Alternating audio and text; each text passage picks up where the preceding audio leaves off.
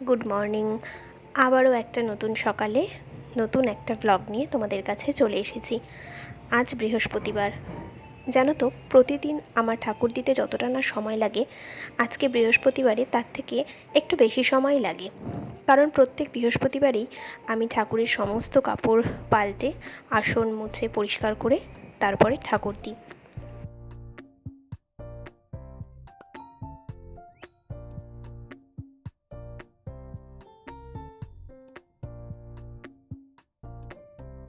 আর এই 3 দিন তো অম্বুবাচীর কারণে ঠাকুর দিতে পারিনি, তাই ভাবলাম আজকে রাধাকৃষ্ণর পোশাকটাও পাল্টে দিই। কারণ কালকে আবার রথযাত্রা। ভোরবেলা সকালে নিজের ঘরের পুজো আছে, তারপর আছে দোকানের পুজো। তাই একসঙ্গে কালকে এত কিছু করে উঠতে পারবো না, তাই ভাবলাম আজকেই করে দিই। তাই আজকের সময়টা আমার একটু বেশি লেগেছে। আজ তো দেখলে গাছে কী কী ফুল ফুটেছে। নিজের গাছের ফুল দিয়ে পুজো দেওয়ার আনন্দটাই আলাদা, তাই না?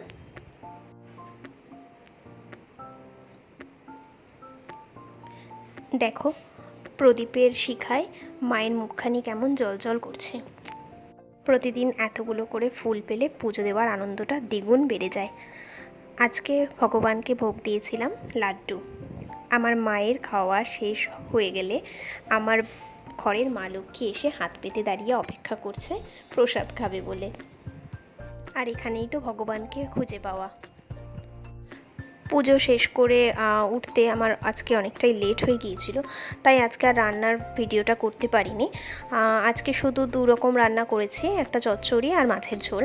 তারপর ওপরে উঠে এসে মাসিকে ফোন করলাম। মাসি বলল আজও নাকি আসতে পারবে না, তার শরীর ঠিক হয়নি। কালও ওরকম ঘরটা শুধু ঝাড় দিয়েই রেখেছিলাম, ঘরটা আর মুছিনি। কিন্তু পরপর 2 দিন ঘরটা না মুছলে কীরম লাগে। আবার আজ বৃহস্পতিবার, কাল আবার পুজো আছে, তাই ভাবলাম আজকে ঘরটা মুছেই নিই। আর কালকে তো সকালবেলা উঠে সকাল সকাল ঘর মুছতেই হবে, কারণ অত সকালে তো মাসি আসবে না। তারপর কালকে রথ জন্য আমার বড় রানীর রথ এটা, রথটাকে বার করে আজকে ধুয়ে টুয়ে সব পরিষ্কার করে রাখবো।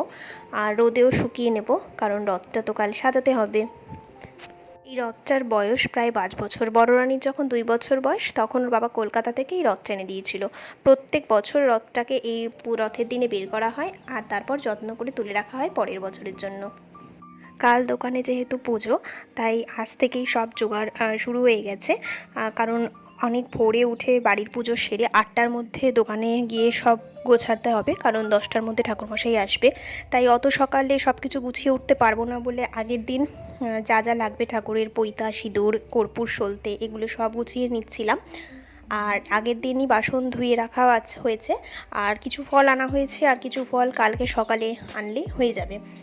আর এখানে ছোটো রানীকে জোর করে চেপে ধরে চুল বাঁধানোর চেষ্টা করছিলাম। একদম চুল বাঁধতে চায় না, আর যা গরম 2 দিন ধরে পড়েছে, চুলগুলো একদম উস্কো খুস্কো লাগে। তাই জোর করে বসিয়ে একটু চুল বাঁধানোর চেষ্টা করছিলাম।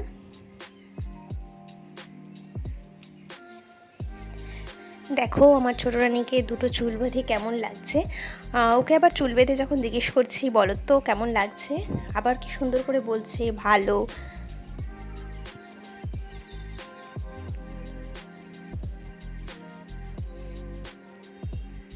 এদিকে বড় রানী স্কুল থেকে ফেরার পথে 2টো আইসক্রিম নিয়ে এসেছিল 2 বোনের জন্য। বিকেলবেলা একটু ঘুম থেকে উঠে নিয়ে 2 বোন দেখো আইসক্রিম পার্টি করতে বসেছে।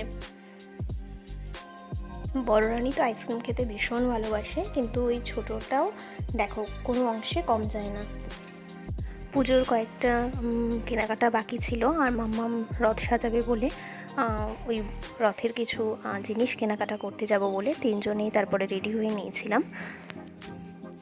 আজকের এই মিনি ব্লগটা তোমাদের কেমন লাগলো অবশ্যই জানিও। আজ তবে আসি, দেখা হবে আবার নতুন কোনো ব্লগে। আজকের মতো টাটা।